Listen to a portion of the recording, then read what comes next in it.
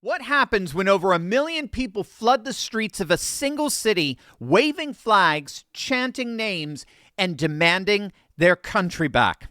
What happens when the establishment's worst nightmare comes true, when ordinary citizens rise up and refuse to stay silent any longer? Well, this weekend, the world found out.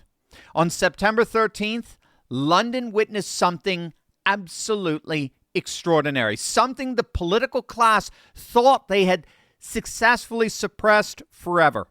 The streets filled with a sea of red, white, and blue as over 1 million patriots gathered for what will forever be remembered as the largest demonstration of national awakening in modern British history.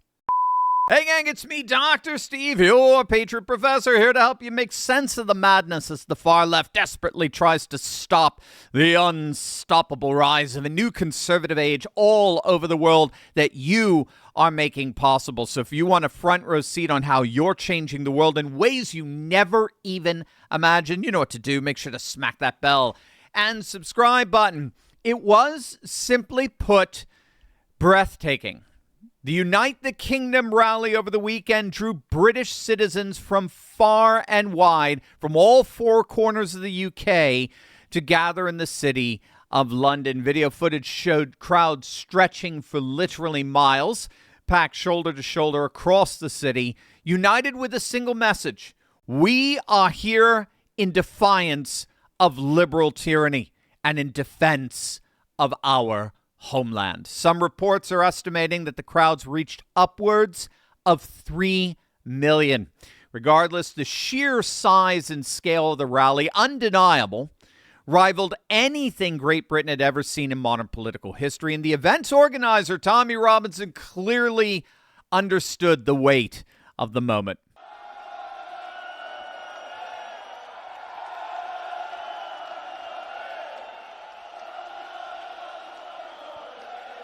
Look, my throat's gone already, okay? Look around you, feel your strength. You are part of a tidal wave of patriotism that is sweeping across this country. This is the biggest demonstration in Britain's history. Now, the rally was ostensibly organized to mourn Charlie Kirk, and his death has become a rallying cry for patriots worldwide who saw Charlie as a symbol of hope and the uprising against everything under attack in modern globalist society. Here's one very special supporter. Why is it important for you to be carrying this today? Why? He's still with us. He's still with us, and he'll carry on. Yeah. Hopefully he'll carry on. He's looking down. And listen, when you're finished with the chair, can I borrow it? Yeah, of course. I bought this chair yesterday, especially to come down here from Liverpool today. Oh, that's fantastic. That's amazing. I had it delivered yesterday. I mean, that's just a perfect example of the kind of people, the beautiful souls that came, that descended upon London for the rally. In fact, at one point, a group of Maori Christians from New Zealand performed a powerful haka in honor of Charlie.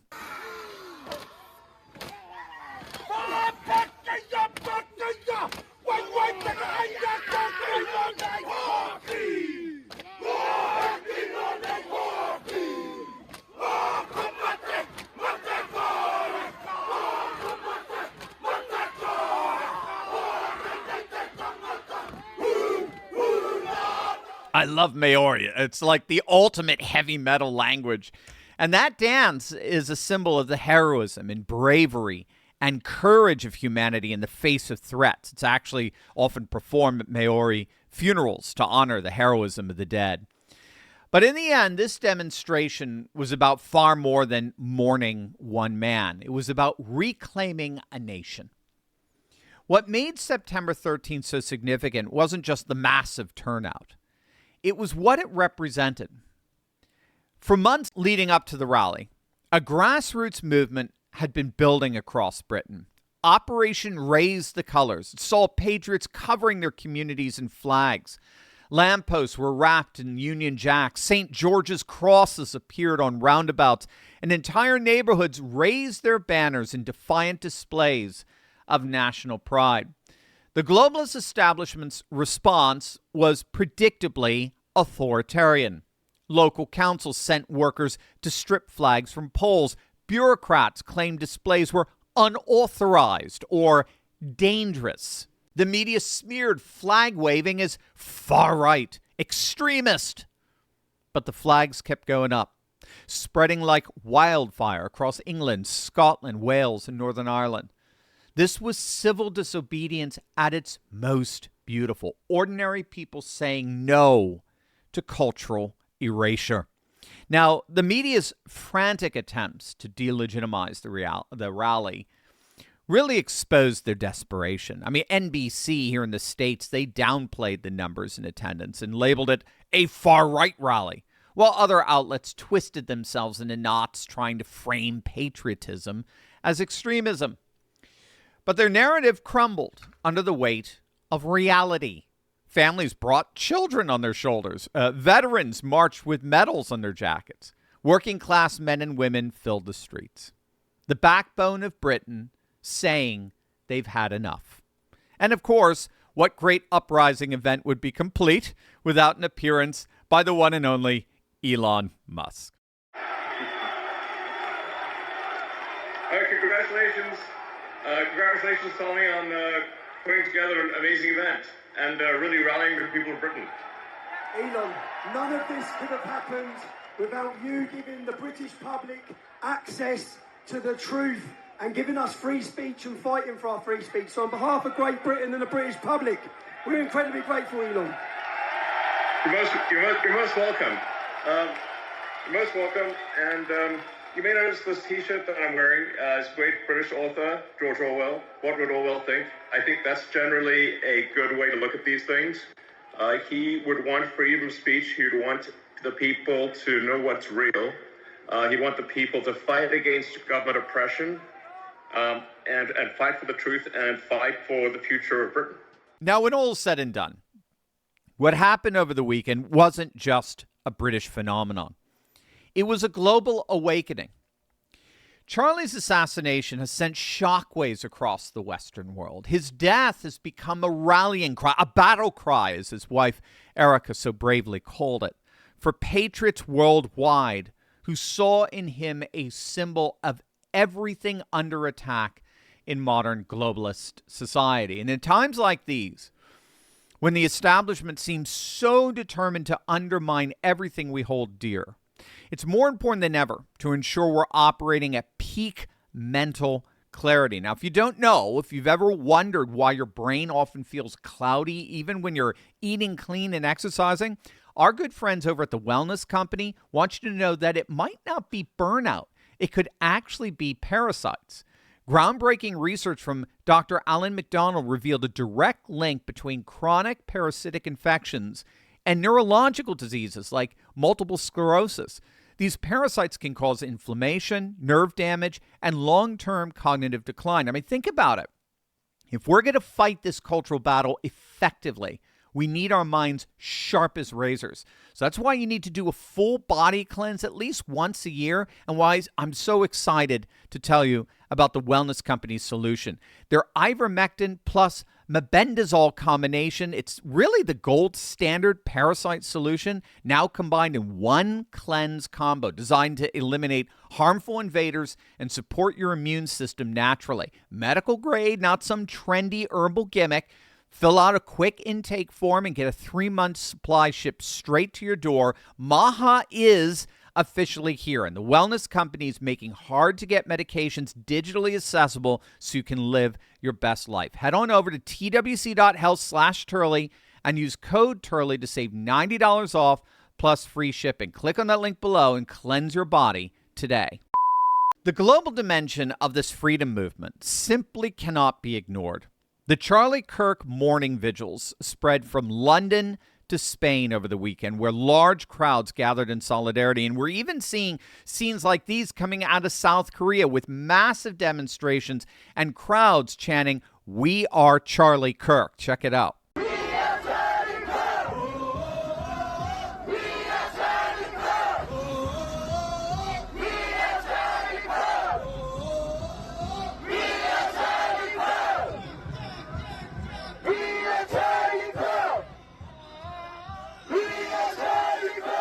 Now, all of these demonstrations and rallies resound around common themes that all coalesce around the astonishing rise of what scholars call civilizational populism. Now, civilizational populism is, in effect, a massive backlash against globalist policies and elites, where more and more populations around the world are reasserting their fundamental right to exist as distinct peoples with distinct cultures and customs and traditions, and the growing recognition that globalist elites want to erase those distinctions forever. So that's where the populism comes in, right? Populism is basically, it's a structural politics. It involves an inversion of the traditional political divide, which is generally horizontal, right? It's left versus right. It's conservative versus liberal. Here in the States, it's Republican versus Democrat. In Britain, it's Tories versus Labor. Well, populism inverts that divide. Populism doesn't see that big of a difference between the parties. So what it does is it shifts that horizontal divide into a vertical divide. So now it's not so much left versus right. It's now the people versus the political class. It's the everyday man versus the establishment elite, the ordinary citizen versus the oligarch, the ruled versus the ruler. So, and the important thing to get here is because populism is inherently structural, it doesn't tell you very much about the beliefs of the movement, other than they don't care very much for their political class, their ruling class. And so that's where civilizationalism comes in. Civilizationalism fills in the structure by importing the rationale for a new political divide. Right? It becomes widely apparent that our worldwide permanent political class is undermining our border security and our national sovereignty, our economic security, our cultural security, all for their own gain, all for their own power and affluence.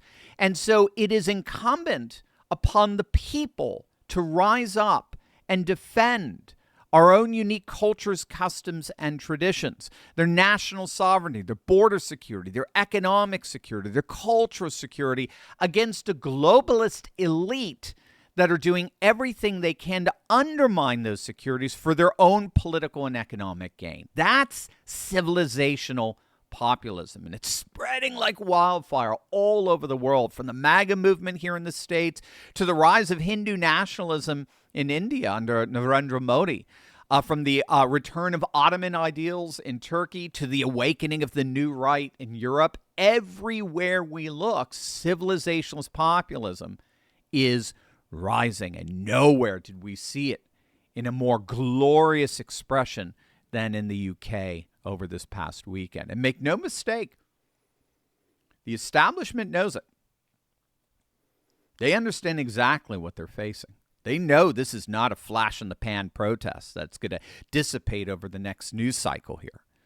This is a sustained, disciplined, and growing movement of people who have been ignored, dismissed, and demonized for decades. Tommy Robinson's strategy here for this movement is quite clear. Remain disciplined, stay peaceful, keep the message focused on sovereignty and culture, and channel energy into political action and mobilization. Obviously, I need not tell you this is not about hatred. This is all fundamentally about love. The love of country, the love of countrymen, and the determination to preserve what makes nations distinct and valuable so that their individual populations can flourish. The flags on lampposts weren't just decorations. They were declarations. The million-plus people in London's streets weren't just protesters. They were patriots reclaiming their birthright. September 13th marked the day Britain's silent majority found its voice. The establishment can smear, police can arrest, and media can spin, but they can't stop what has awakened. The Cultural Revolution has begun, and there's no putting this genie back in the bottle. What we witnessed in London over the weekend was just the beginning. When millions of ordinary people decide they've had enough, when they're willing to take to the streets despite media smears and government intimidation, when they're prepared to sacrifice comfort for principle, that's when real change becomes inevitable. The establishment's reign of cultural terror is ending, and a new chapter in Western civilization has begun. Do you want to ask me your biggest questions and maybe win free merch while you're at it? Well, join my Courageous Patriot Club and be part of the uncensored Monday night Q&A, all for only $10 a month at turley.pub/club.